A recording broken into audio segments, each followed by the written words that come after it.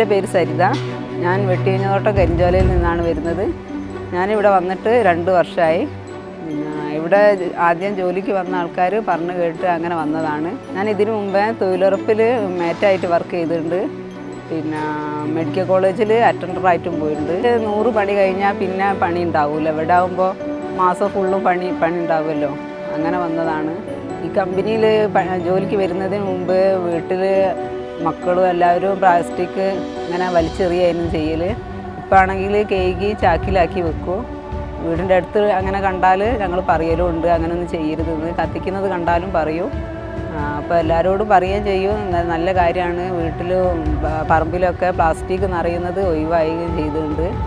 സ്വന്തമായിട്ട് ഒരു വരുമാനം ഉള്ളത് കൊണ്ട് നമ്മളെ കാര്യത്തിന് വേണ്ടി ഭർത്താവിനോട് പൈസ വാങ്ങേണ്ട ആവശ്യം വരുന്നില്ല. നമ്മളെ കയ്യിൽ നിന്നെടുത്ത് ചിലവാക്കാൻ പറ്റുന്നുണ്ട്. ഒരു പ്രകൃതിയിൽ പ്ലാസ്റ്റിക് എന്ന് പറയുന്നത് ഒഴിവാക്കാൻ കഴിയുന്നുണ്ട് എന്നുള്ള, അതിൻ്റെ ഒരു ഭാഗമാകാൻ കഴിയുന്നുണ്ട് എന്നുള്ളതിൻ്റെ ഒരു സന്തോഷമുണ്ട്. അതുകൊണ്ട് ഞാൻ വളരെ ഹാപ്പിയാണ്.